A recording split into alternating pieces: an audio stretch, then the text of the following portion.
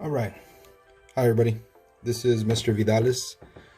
I say Mr. Vidales because these videos are actually they're meant really for my students, kind of as a backup in case they don't understand me too well and in class, or if we need them, we're learning remotely. And in case we got to work from home while we go to school, hopefully these videos will help out. So again, I'm Mr. Vidales. That's me, more or less. And that face is attached to this voice and attached to these hands. So what we're going to start with is the first thing I want to talk to my students about, and is about line. So basic element of art, we've got line. And so there's different forms of line that you can use when you're making a drawing. You can make any type of drawing. You got cartoon, you got realistic, but basically it just starts with line, different forms of line. Don't need anything fancy, right? You just got a basic number 2 pencil and eraser if you've got a lot of mistakes. Okay, don't be afraid of mistakes. That's why they invented the eraser. Okay, and I say that because students a lot of times like to be too perfect and they're worried about messing up and don't want to mess up. So no worries, as long as you got a good eraser. All right, so line, different form of line. So of course you've got vertical line, right? You've got vertical lines, you've got horizontal lines. Okay. Sorry, these lines aren't the straightest. Maybe it's because I'm lefty, I don't know. And then you got vertical, you got horizontal, you got zigzag, right? So you've got more hearted shapes. You got curvy, right? So something a little bit more organic, right? You got curvy lines. And then of course you got diagonal lines. Okay. All right. Now with those lines comes different forms of shading. Okay. Now shading, you can still just use line to create shading. I'm going to do a separate video where we actually get into shading and even how to use a basic pencil to do some good shading. So I'll get into that probably in the second video. We'll focus a lot more on shading, but I do want to talk about line, just the different ways you can still create a really good drawing with just using line. Now with line you can use what's called line weight. Okay, so line weight is the thickness and the thinness of a line. So you can imply that there is light hitting an object by how thin we kind of draw it and how much pressure you put, right? You can put really light pressure. And so here my line weight's a little thinner, it's a little lighter, and up here it's a little darker, so it's kind of a darker line weight. Or I can, make my line weight thicker. Sorry for the camera shaking. And then I can kind of thin it out by letting up on the pressure, right? So you can have different line weight. So cartoons make use of line weight a lot. You can imply shadow by having your thicker line weight or your darker line weight in the shadow areas, and you can have where there's supposed to be light hitting the object more in the other areas, right? In the where the areas are getting hit with light. So there's also implied line. There's dotted line. So you can have like lines that don't connect, right? It's kind of like when you're reading a story. You ever had those tests where you're reading a paragraph and one of the words is missing, or maybe some of the letters of the word are missing? Your brain will connect the dots, right? So sometimes you can have implied line where the line kind of disappears a little bit and then it continues elsewhere, So it starts, kind of fades off and disappears, and then it continues. And again, you can have implied line. You don't always have to connect the dots.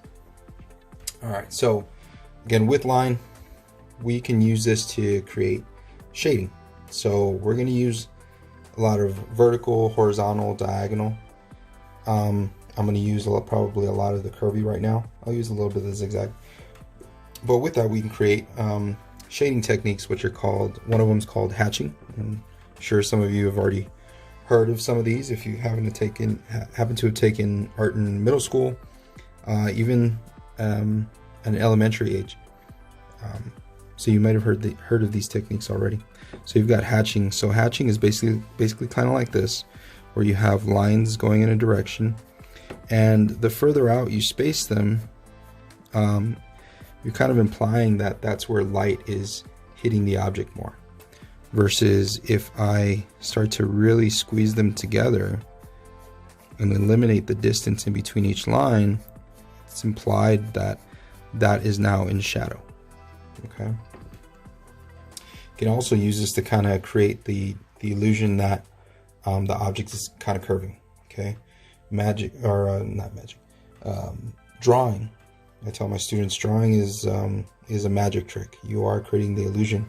You're trying to convince somebody that they're staring at a certain object, or they're staring at a certain shape, or they're looking into the distance by creating depth of field and size and shape and proportions and all these things. So drawing is definitely a magic trick. So we've got hatching, we've got cross hatching, so I can have kind of the same thing where I start here in one direction, like the band, sorry, teacher jokes. And then you've got lines going the other direction. And again, I can space them out to imply more light, or I can have them right next to each other to imply more shadow. Okay. And that's just two directions. I can go further, and I can go 3 directions. You know, I can go 4 directions. So again, I'm making use of diagonal, vertical, and horizontal.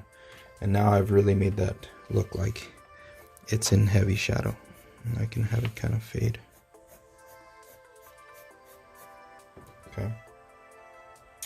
And then of course, you've got squiggly, right? So if you wanted to kind of shade something a little bit more loosely, you can use squiggly line to kind of create that.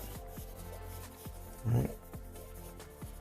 And it's similar to hatching and cross hatching, where if I want to imply shadow, I'm really gonna take up a lot of that space by butting up a lot of these lines right next to each other. And then where I want to imply line, I can space them out a little bit. This type of drawing also helps create texture, right? You can create texture like this. You can also create texture this way as well. And that's something that I'll get into later as well, in the shading portion, or in the shading videos. Let's see, we got curvy. Oh, and this is what I call it squiggly. You know, other people probably call it something else maybe. I call it squiggly. So hatching, cross hatching, squiggly. We've got contour. So contour is like, let's see, I can do a contour drawing of a nose, right? So I'm gonna say, let's just do,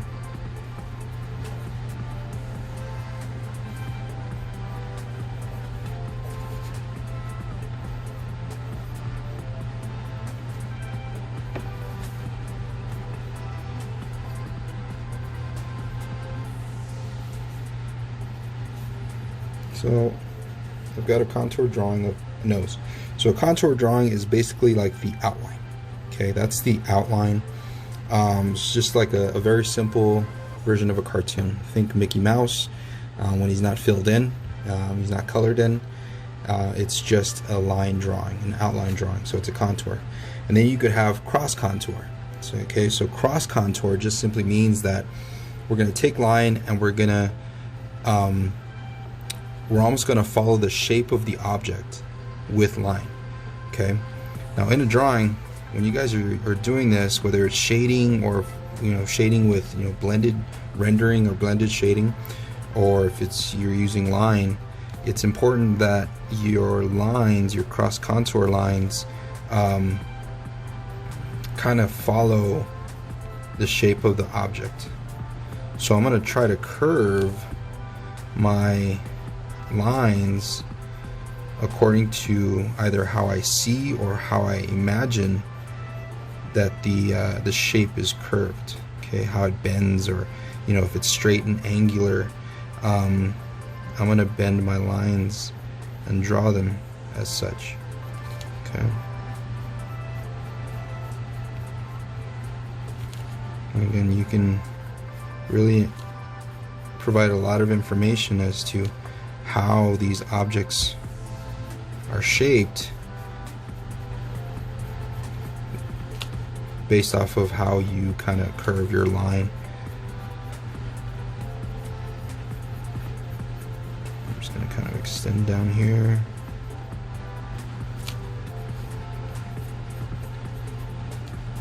And so you can really create a, a three-dimensional drawing just in using line and how you kind of curve those out.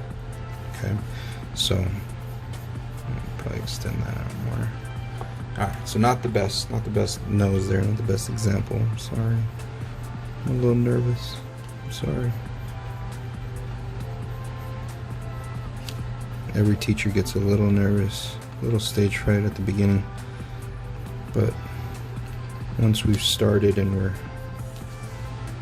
well into the school year, we get a lot more comfortable because we get to learn our students and how they learn, how they process, and how the information is being received, whether I'm doing a good job or not. Alright, anyway, so you can see cross contour line. Basically, you're trying to follow the flow of the object. Alright. And again, I can do a drawing. Let's do a real quick drawing, and we'll just do squiggly, and then I'll incorporate a little bit of hatching, cross hatching. So I'm just gonna do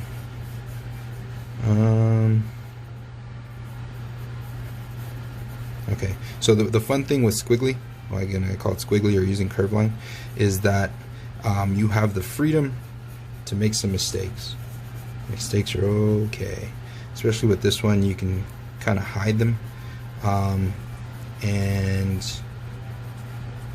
just make it look like it was on purpose, I guess.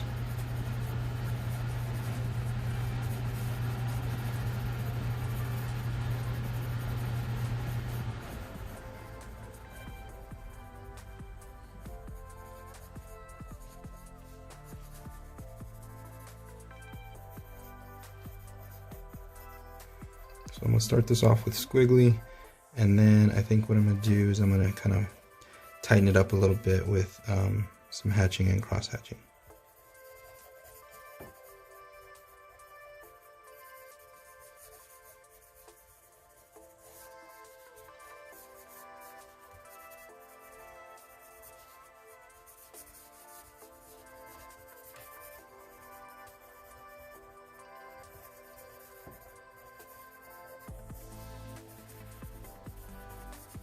This is a great way to kind of sketch, doodle. It's very freeing, again, because you can embrace mistakes. And if you make mistakes, it's quite alright. We'll try to hide it.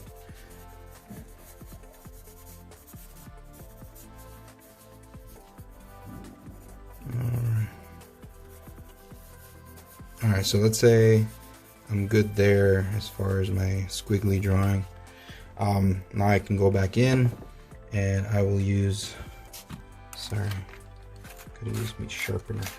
Use me sharpener, okay.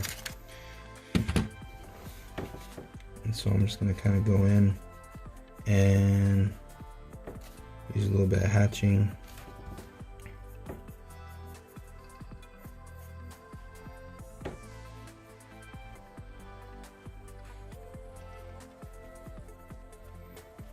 Something makes me feel like this guy is bored. I imagine this is how my students stare at me in class when I'm actually at the front trying to teach on the whiteboard with the expos, and I'm drawing something out and they're just staring at me like I'm crazy. Alright. Sorry. Just lost track of what I was doing. Okay. So yeah, trying to use hatching,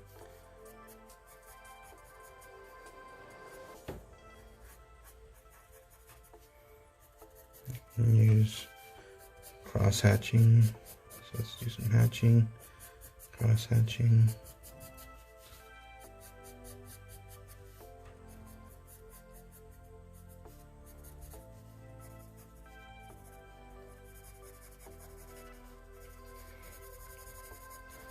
Later I'll get into the different parts of shading, you know, highlights, midtones, and coarse shadows and all that gooey stuff.